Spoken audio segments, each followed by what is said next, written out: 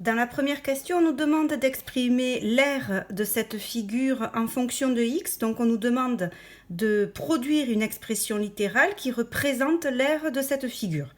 Donc on ne connaît pas de formule pour trouver l'aire de cette figure, mais on voit très bien qu'il s'agit d'une figure qui est à l'intérieur d'un grand rectangle auquel on enlève en fait ces 4 carrés. L'aire du grand rectangle, puisque l'aire d'un rectangle se calcule en faisant la longueur multipliée par la largeur, on obtient 30 cm multiplié par 40 cm. On obtient donc 1200 cm². Ici, vous remarquerez que j'écris les unités parce qu'il n'y a pas d'expression littérale. L'aire d'un carré, par contre, un seul carré, on voit que c'est un carré de côté x. L'aire d'un carré de côté x se calcule en faisant x fois x. Donc ici, je ne mets pas les unités, puisque c'est une expression littérale. Et on sait que x fois x représente x au carré.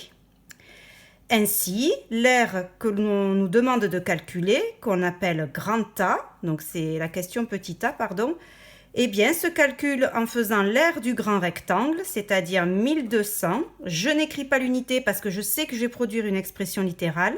Moins, eh bien, cette aire-là, cette aire-là, cette aire-là et cette aire-là qui sont identiques. Donc, 4 fois x au carré. C'est bien ce qu'on nous demandait de calculer, de trouver, pardon.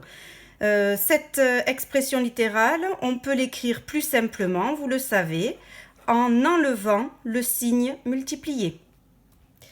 À la question B, on nous demande de trouver la valeur de cette expression A pour différentes valeurs de x. Donc c'est toujours la même chose. Dès qu'on rencontrera x, on remplace par la valeur que l'on veut. Donc quand x égale à 4, eh bien je réécris 1200 moins 4 fois A. Ici j'obtiens un x, donc je le remplace par 4 au carré.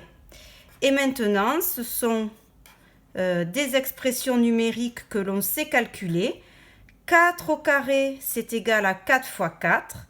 Donc, on obtient que grand A égale 1200 moins 64. Donc, grand A égale 1000... Ça y est, il va pas falloir que je me trompe. 136. Et en fait, ici, comme ce n'est pas une expression littérale, on peut dire que cette aire, elle est égale à 1136 cm². Je vais changer de feuille, c'est un petit peu compliqué.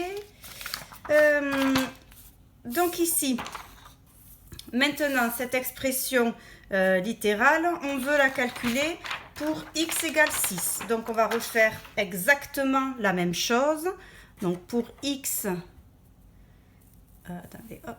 Pour x égale à 6, c'est toujours la question petit b.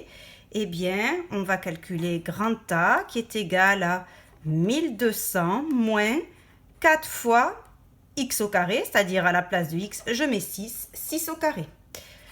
Et à nouveau, on calcule 1200 moins 4 fois 36. Je dois effectuer d'abord 4 fois 36. Je vous rappelle que multiplier par 4, c'est prendre le double et encore le double. Donc le double de 36, c'est 72. Le double de 72, 144. Donc on obtient 1200 moins 144. Ainsi, l'aire de cette figure pour x égale 6, c'est donc 1056. On nous demande maintenant s'il est possible que x soit égal à 20. Ben pour le savoir, on n'a qu'à calculer l'expression de grand A pour x égale 20. On obtient que grand A égale 1200 moins 4 fois 20 au carré. C'est toujours le même type d'expression. Et donc, lorsque l'on fait 20 au carré, on obtient 20 fois 20. Ainsi, 20 fois 20, c'est égal à 400. 400 fois 4, c'est égal à 1600. Et on obtient une aire, en fait, qui s'obtient comme la différence entre deux nombres dont le premier terme est plus petit que le deuxième. On sait que 1200 moins 1400 égale à moins 400, mais ce n'est pas possible pour une aire d'être négative. Donc, il n'est pas possible. Donc là, c'est égal à moins 400. Il n'est donc pas possible que, x soit égal à 20. Voilà, je vous donne la correction polycopiée que vous pourrez du coup regarder.